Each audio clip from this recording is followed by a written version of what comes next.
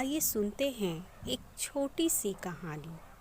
आधी रात का समय था और एक माँ अपनी बेटी को उठा रही थी। बेटा जल्दी उठो, बेटा जल्दी उठो, हमें कहीं जाना है। बेटी घबराकर उठती है और माँ से कहती है कि माँ, क्या हुआ? मुझे बहुत नींद आ रही है, तुम मुझे क्यों उठा रही हो? माँ कुछ घबराई हुई थी। घबराते हुए बोली, बेटा जल्दी चलो, हमारी जान को खतरा है। वह जल्दी जल्दी कपड़े पैक करती है। बेटी को कुछ समझ में नहीं आता है कि उसकी माँ ऐसा क्यों कर रही है। बेटी बोलती है, माँ क्या हुआ? क्या हुआ माँ, मुझे बताओ। माँ कहती है, बेटा अभी चुपचाप यहाँ से चलो, नहीं जाओगी तो तुम मेरा मरा हुआ मुंह देखोगी। यह सोचकर बेटी कुछ भी नहीं बोलती है। उसकी माँ जल्दी जल्दी सामान लेती है और वहाँ से पीछे कमरे से निकलकर वह छुपते छुपाते एक ट्रेन में जाकर बैठ जाती है। जब यात्रा शुरू होती है तब उसकी बेटी पूछती है कि माँ क्या हुआ, मुझे बताओ। तभी उसकी माँ कहती है कि तुम्हारे पिता और तुम्हारी बुआ आज मुझे जान से मार देती, क्योंकि तुम्हारे पिता ने दूसरी शादी कर ली है। वो मुझे मारकर उसे अपने घर में लाना चाह रहे थे। आज सभी ने मुझे मारने का प्लान बनाया था। मैं बहुत मुश्किल से जान बचाकर वहाँ से भागी हूँ। बेटी यह सुनकर बहुत ही आश्चर्यचकित हो जाती है और कहती है कि माँ, पिताजी अब मेरे साथ नहीं रहेंगे, हम लोग के साथ नहीं रहेंगे। माँ के आँख से आंसू बहते रहते हैं और वो अपनी बेटी को गले लगाती है, उसका माथा चूमती है, बोलती है कि बेटी अब मेरे तुम्हारे सिवाय अब मेरा कोई नहीं है।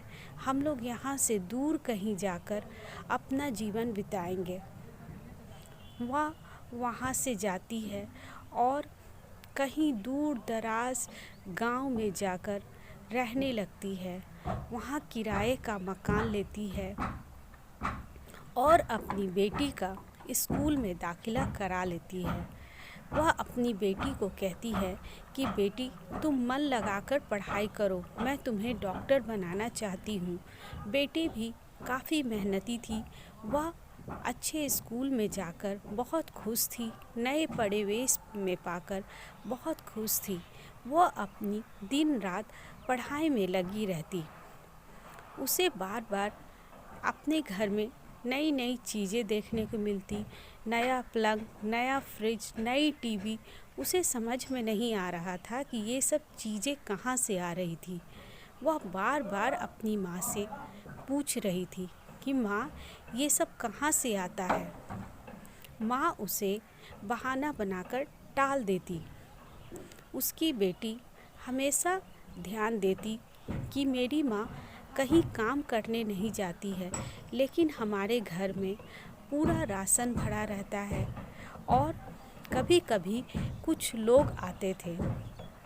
जब भी वो लोग आते थे, माँ कहती थी कि तुम कभी भी दरवाज़ा मत खोलना, तुम उन लोगों के सामने मत आना। अगर कोई गेट नॉक करता है तो तुम दूसरे कमरे में जाकर बैठ जाना, मैं उनसे बातें करूँगी।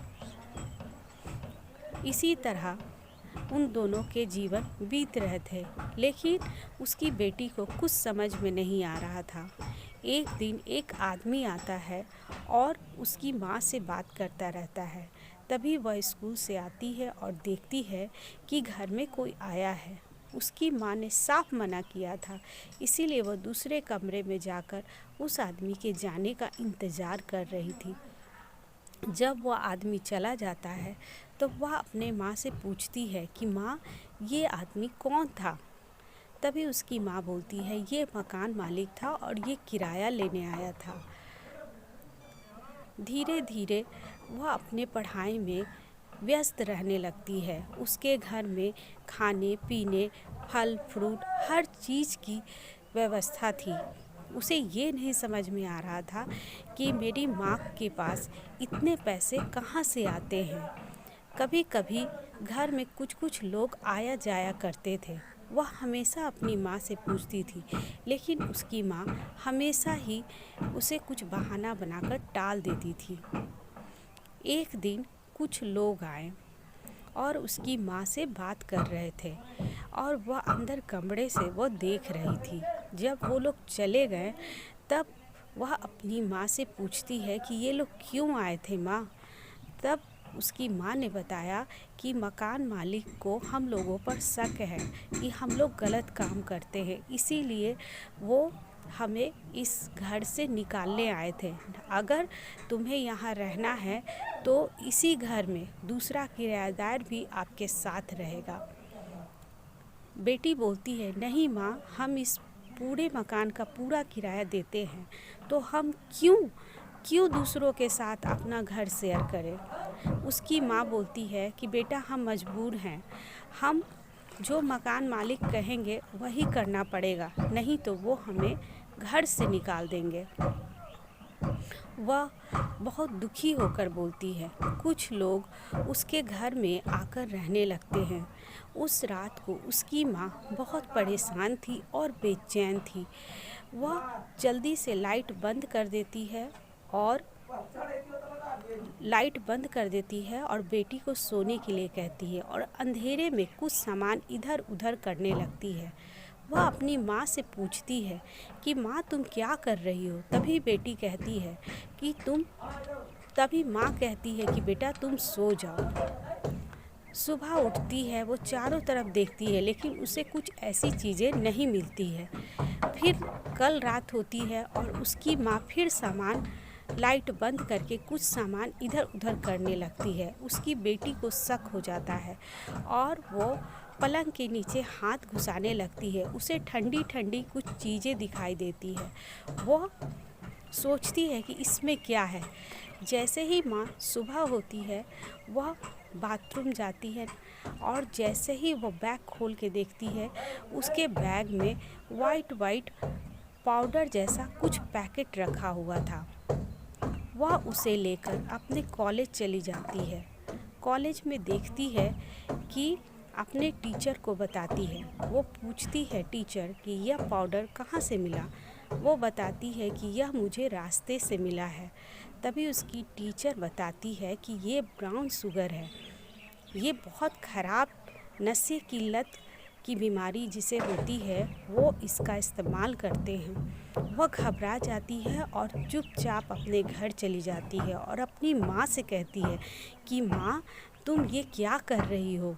तभी उसकी माँ रोने लगती है और कहती है कि बेटा, मैं बहुत मजबूर हूँ, इसीलिए मैं इसे बेचकर अपना घर चलाती हूँ और मकान मालिक को इसी कारण मुझ पर शक है। तभी बेटी कहती है कि माँ, तुम ये गलत काम छोड़ दो, मैं नहीं चाहती कि तुम ये गलत काम करो। बेटी माँ को बहुत समझाती है।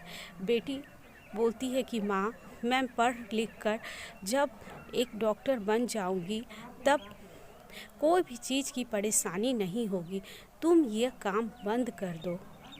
बेटी बहुत समझाती है। उसकी माँ बोलती है कि ठीक है, मैं ये सब काम बंद कर दूंगी। धीरे धीरे उसके घर में पैसे की दिक्कत होने लगी और खाने पीने की चीज़ें भी कम होने लगी, लेकिन दोनों माँ बेटी ने उस समस्या को धीरे धीरे सुलझाना शुरू किया। बेटी ने कहीं प्राइवेट कंपनी में काम पकड़ लिया। धीरे धीरे वो काम भी करती, घर परिवार भी चलता और इस तरह उसकी कड़ी मेहनत से वह एक दिन डॉक्टर बन गई और अपनी माँ का सहारा हो गई और दोनों माँ बेटी खुशी खुशी रहने लगी।